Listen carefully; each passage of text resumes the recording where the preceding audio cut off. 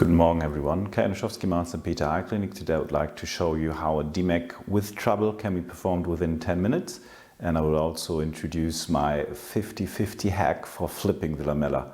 Hope you enjoy it. Alright, let's go.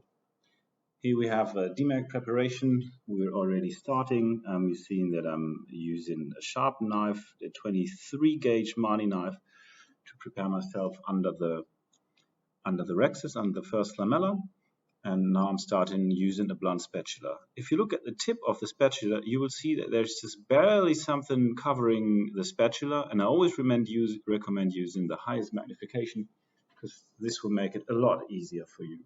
Now that I've seen that I'm in the sub-decimen space, I'm not using an IOCT in this case, because it seems to me very clear cut. Now I'm going in. With my other hand, I press down really hard.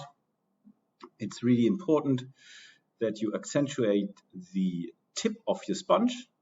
And now I have the opportunity to create a bubble, and watch out now. You see that there is some efflux of fluid, so there must be a tiny hole. And I'm a bit slow on my feet here, so I'm not really realizing where that's coming from. And I'm just doing it again, and there you see it coming out, and it comes out right at the top of my sponge. There's a tiny hole. If you look at it, you can see a tiny hole, and then I just move my sponge just a little bit further towards the tip to cover that hole, and now you can see that I can, with ease, create a bubble. But this was the first hiccup in this operation, and you can see that this can be easily managed with the liquid bubble technique. Now I'm just trying to make sure that I'm not detaching everything. I'm staining the sub-decimen membrane just for a little bit, and now I'm sucking out the fluid just by twisting the cannula by 90 degrees and then removing it. Now it's very important that you twist it by 90 degrees because that gives you just an efflux channel that you need. Now I'm punching through the whole decimen membrane, and I'm just punching through the entire lamella just for easy sake, and now the rest of the transplant sticks with the trephine. I'm putting in drops of BSS to get my mark, the triangular mark that gives me the direct orientation. Always do it under BSS because this gives the lamella a nice flotation aspect, and you can remove it easily and detach it from the ground and make the triangular mark less traumatizing. Now, I always make this triangular mark just a little bit bigger because I really want to see it in the transplanted situation and in the eye of the patient. And I can see that I'm not really satisfied with my triangular mark because see there is something left, and I'm just making sure that now it's pointed counterclockwise, the arrow that will be pointed clockwise. Now watch me grabbing the transplant, and I'm grabbing on the side of the lamella and triangular punched out mark where there is no endothelium. This yields easier chances for me to not damage the endothelium by direct contact. Now I'm going from the bottom side, not having contact with the endothelium. And again, this is the second hiccup. You can see that I'm really not detaching the lamella from the ground.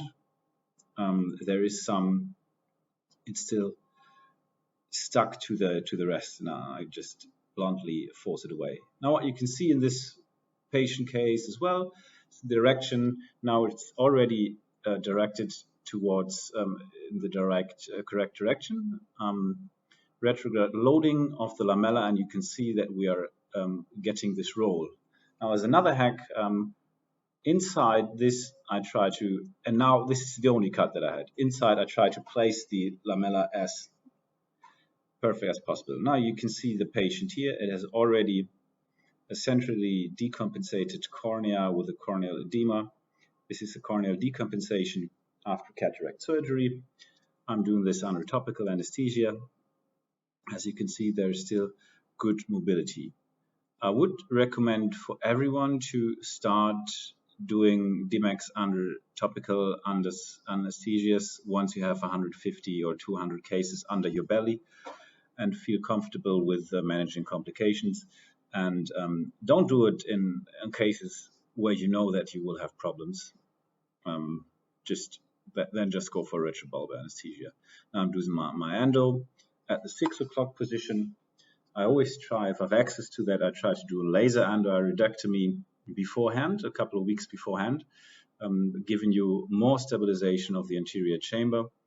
But this was not possible with this patient. I'm operating in a very, very rural area, and the patient didn't have access to public transportation and couldn't come that much. Now, with the irrigation turned off, I mechanically opened just a little bit of the endoiridectomy, and then I put in a 7-0 trephine, a quarter twist, and as you see, I've already stained this trephine with trypan blue, thus giving me an easy orientation. Now I'm going in with a tiny spatula to mark my inner axis and go within my the outer diameter of the 7 millimeters, because as I've shown in previous videos, it can be problematic if you go on exactly 7-0, because your prepared transplant will have a diameter slightly larger than 7-0 because of fluid remnants if you go for the liquid bubble dissection. Now, once I've performed that, I can just go in with a larger scraper and try to get rid of the endothelial lamella, if possible, in one piece, because it makes it a lot better. In such an impacted endothelial situation, it comes off naturally. It doesn't want to stay there, the endothelium. Now I'm restaining with trypan blue just to check if there's endothelial remnants in there.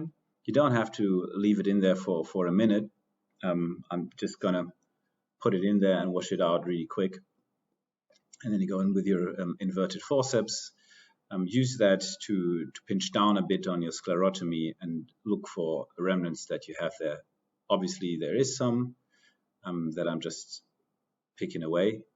I always recommend, it's very important that you are not mechanically directly manipulating within the optical axis, because you might scratch the stromal part of the cornea, and you don't want to have that in the optical axis. So try to remove it indirectly. Now you see me, I have already put the transplant a bit forward in my injector so that I can see the orientation of the roll. I'm not able to see the triangular mark, just the orientation of the roll.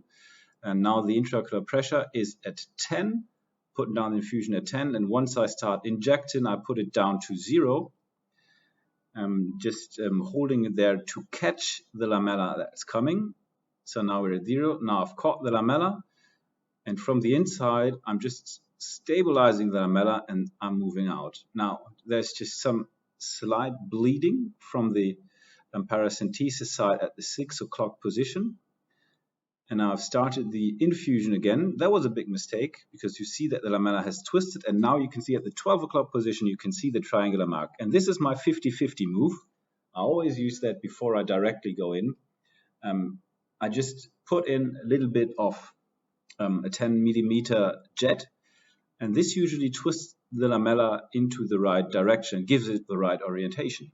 Now I call this the 50-50 move because you might rely on chance and luck, but it really is more a 70-30 move. So once you have, you need to flip the lamella, you can be certain that if you just put in a little jet of a control jet with your irrigation cannula of 10 millimeters of mercury, that you will have a nice roll-in effect of the lamella that will result in the right orientation. So that's the 50-50. Now you see that I'm losing a lot of air, therefore I'm doing just a little bit of freezing of the paracentesis to have more stability of the anterior chamber. I didn't expect that actually. I actually thought this was quite the standard go-to case. I didn't expect to have to flip the lamella, and I wasn't expecting this. Now I'm losing a lot of air, as you see. Of course, that's, well, kind of worrying, because you don't want to have all the air gone once you're inside the eye. Now with the forceps, I'm just gently placing and replacing the lamella into the right direction. You can see once you catch it at the 12 o'clock position that the triangular mark is pointing toward the right direction. And you see that I have the lamella shows a bit of, it's a bit flaccid. So it has about 2,300 endothelial cells. But since this was quite the urgent case, we just took this transplant anyways. Otherwise, I would always recommend going over 2,400, 2,500 endothelial cells. Now, you see at the 12 o'clock position, you see the triangular mark. I will re-inject air just a little bit to make sure, because this is getting too hot. You can see that I'm having troubles with perfectly positioning the membrane. Now, there is different techniques that exist, and I'm always opting for the easiest one, that is the one that I learned. And I'm just grabbing it with a forceps at the edge, way at the edge, in order to not damage the endothelium cells. Now, I'm pretty satisfied with what I have. Better is the evil of good, as we always say. I mean, this is it is kind of boring to say that the whole time, but it's very important. I mean, if you fuck up your surgery at the end of the surgery, then, well, you should not be proud of yourself just because you want a better position anywhere. So this is sufficient for me. Now I will fill it up with air, with the air tamponer, and then put on a contact lens in order to have a tamponating effect on the sclerotomies. Hope this was good for you. Like and subscribe. Bye-bye.